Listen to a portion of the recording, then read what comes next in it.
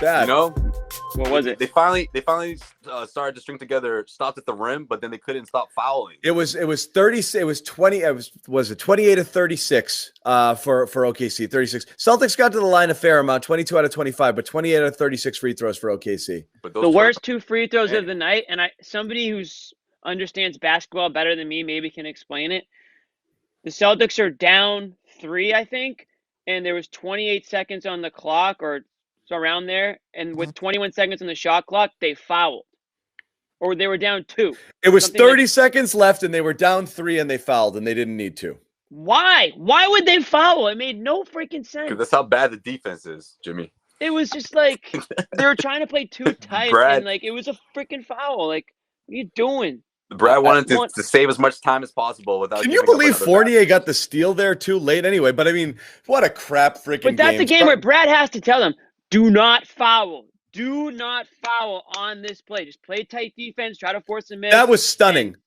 Like even Scallon, Gorman were like, why did we foul here? Like, why would you foul? 30 seconds to go.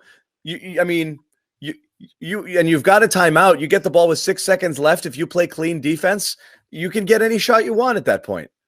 It's unbelievable. Do you guys want him to play in the play-in at this point?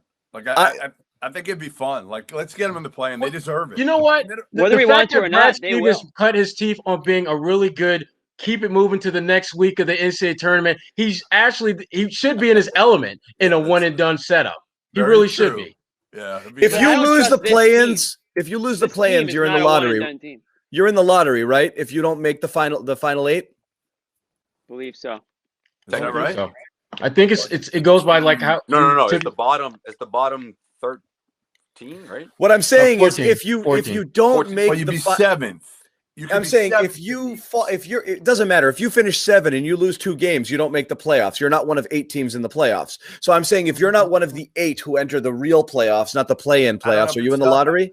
Is it done that way, or is it done by record at the end of the regular season? I think for this new format, I think it's done by the record at the end of the season. So if you're like the 7th team and you get bounced and you don't make the playoffs, you're not going to have a chance at It's going to be the K sweepstakes. So the 10th team that makes the playoffs is still in the lottery? Yes. That's correct. They can win it all. They can win it. That's the beauty. You can win the title and be in the lottery? Correct. Yeah. That's why no one should want any part of the Washington Wizards.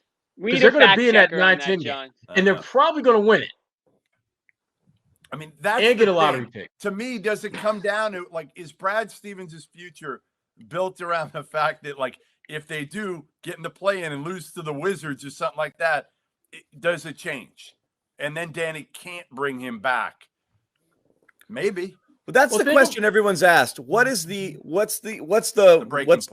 head rolling scenario? Is it first round exit? Is it play-in loss? What's the one that automatically is like we can't live with this? I think if they wind up in a play-in game and they get beat badly, like thrashed badly, then he's I think you got to cut him loose. Because remember, out with Clippers when they were up 3-1 over Denver. Life is good. Doc's the man. He's finally getting them over that second round hump that the Clippers have never been able to get over them. Yeah. Then they collapse. Doc's gone. Ties in. Things change quickly.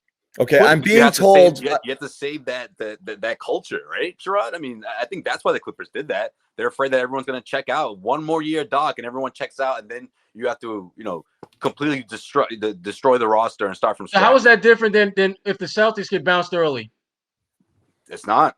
I'm with you. I agree. I just think that people are going to look at it and compare it to, Brad went to the Eastern Conference Finals this amount of time. It's not about that. It's about the fact that he's losing this team, or he's lost this team, better yet. And there's not enough flexibility for Danny Ainge to fix it on the fly. It's not enough time. I'm with you. I mean, the extension for this to happen, there's no way they could have foreseen this, but you're telling me if the core guys, or at least one of those guys, Tatum and Brown, says, hey, listen, one morning they wake up during the offseason and say, you know what, Brad's not it. And they go to the front office and present that. You think the Celtics aren't gonna go their separate ways with Brad? They have to. That's what I said does. That's what they're about. I mean, obviously Brad has shown himself to be a very good coach, and he's had a lot of success here. But you know what?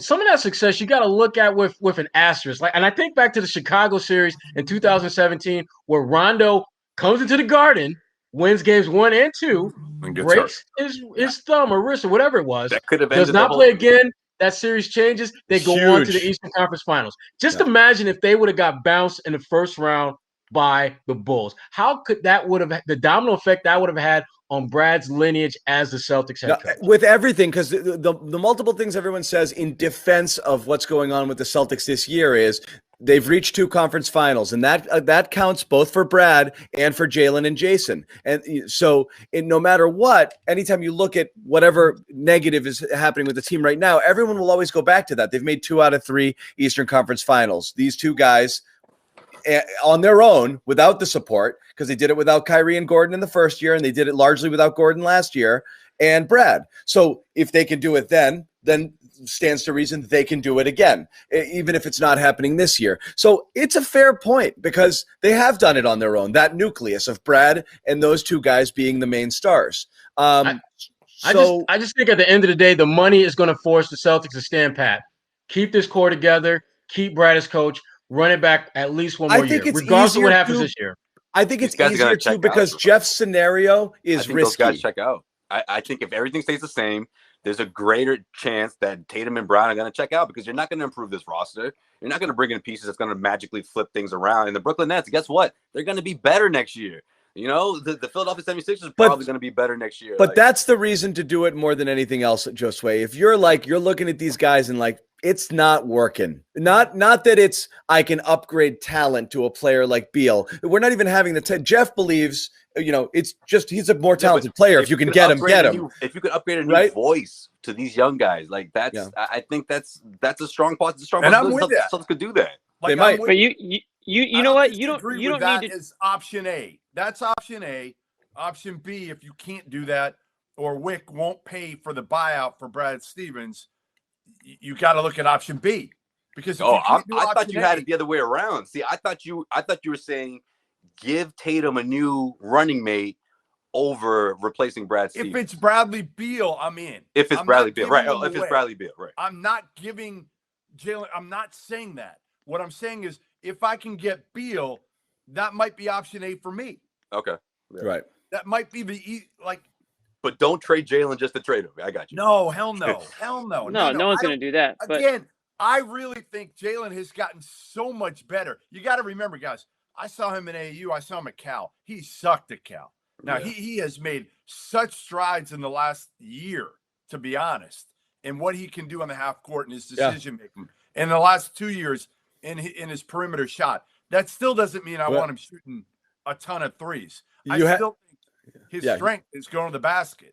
You had an early season mea culpa on Brown when you opened up your preseason chit chat around the Celtics was Brown's never going to be a number 2 guy. He's more of a 3 or 4 option. Then he comes out and he shoots 85% from everywhere. And it's like, all right, maybe he is. But again, if he's a 2 and wants to be a 1 and he's going to be, and he and Tatum can't figure it out together, I don't know. Sherrod? See, I'm not sure I'm not sure that's the issue. I mean, the fact is that we're not talking about, 2 guys who are so diametrically different that they're fighting to be the alpha. I don't think that's happening.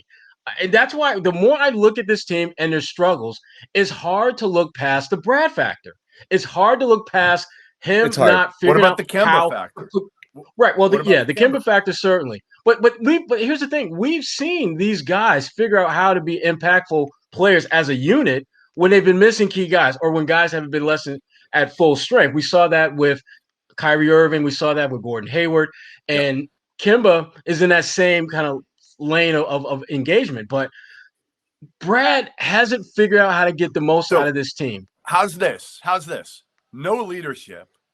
And no leadership really from your coach. No toughness. No guy who's going to go in there and MF them. And I think this team needs some of that. We've talked about that, and that's real. I mean, and when we had Kendrick Perkins on, on the locker room, that was kind of where he was kind of going down that route a little bit. Yeah, basically, I was shoving him. They need one of they need. But no, it's true. Almost every answer Perk gave was like, so why do we think this is happening? He's like, that's on the coach. That's on the coach. That's on the coach. And the staff. Staff. Right.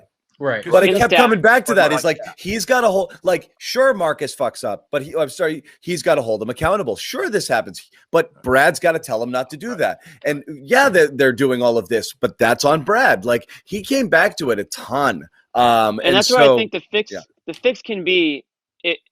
Maybe the fix isn't Brad. Maybe the fix isn't Jason Tatum and Jaylen Brown. I think where you can improve this roster is on the back end, bringing in some veteran guys, some leaders, some proven players in this league that don't necessarily have to cost a lot of money, but that the players respect, the young guys respect. They might not be ready to lead by example because they are pretty young, and I think a lot of people forget that. They've been in the league for a few years, and they're obviously all-star level players, but that doesn't mean that they're ready to lead a team. And sometimes you need a veteran like an Al Horford. I'm not saying bring Al Horford back. Exactly. Tucker. A PJ Tucker guy. I mean, I'm just like a guy that doesn't cost much. JJ Redick type of level of money that, can still help you, can still be a voice in the locker room, and can still contribute on the court, and that the players can sort of look to. And I think Brad's looking for players to do that too. Brad's not looking to be the center of attention on the team. He wants the players to figure it out oftentimes on their own. And I also think that's where the staff comes in too. You brought in a guy like Evan Turner, I think, to try to connect to the players on some level. And maybe you need to bring in other former NBA players that are kind of looking to get into the league on the coaching side. You need a badass those are the on your ways bench. you can You exactly. need a badass on your bench. I'm saying PJ Tucker. Like PJ Tucker, Kendrick Perkins, Leon Poe. You need a guy who cut his teeth as a tough, gritty guy in the league, because Maurice those are the guys that become the examples that will help a Grant Williams, who is who he is, but you like him to be a little bit grittier, a little bit more grimier. You need someone like that. If you can't get an actual player, get a damn assistant coach who played the game, who played like that. Because that is something that you need. That's something that Jerome is Allen is not that. Right, Jerome Allen is not that. Larinaga, good guy. Is not that. Well, we talked about bringing KG in and just let him yell at them for a little while and see. I'm good with that. Do the Bull Durham thing. Their kids scare them. Like just freaking go in there and just lose your freaking mind on them. Yep. By the way, the loser of the lottery. The loser of the play-in games enters the lottery. So to go back to your, knew it. That's what I thought. So because that's why I was initially for it. 1, excitement factor. 2, let's see if you've got any balls. 3, if you lose, what's the worst that happens? You enter the lottery. That's not terrible. Roll the dice on that. So the lottery is, a basically non-zero chance at winning the lottery. So take it. I mean, I wouldn't get my hopes. This year, honestly, the difference between pick 6 and pick 20, you can none. There's none. No. Really? It's a crap shoot. Every top 5. Really, top 4 one down. Good. That's why you win the lottery. Yeah. John's like, wait, what? That's true? Then win it. All right. Yeah. I mean, at this point, they're not going to. I appreciate all of you guys. Everybody in the chat crushing me. I appreciate that. Oh, you love that, though. Are they? Brown, He's here I'm saying to trade Jaylen Brown if you can get a guy named Bradley Beal, who by the last time I checked is pretty effing good. All right. But I also think, yes, you want to fire Brad Stevens? I kind of am at the point where I'm almost there. Yeah. See how this thing shakes out, but I'm damn. I think that's where I'm at. Well, the chat supports fire Brad. They don't support trade Jaylen, and they are used to Bobby saying really nice things. And then you come in here, Jeff, and you start saying really mean things about the Celtics. And I think trigger. I'm an asshole. Should add the trigger warning for everybody. You're a bully, right? An asshole. I've heard it all before. I'm an asshole. I'll be okay tomorrow. I'll wake up and I don't need a box of Kleenex next to me. And we'll bring you on again, and we want you to be the same asshole next time too. Absolutely.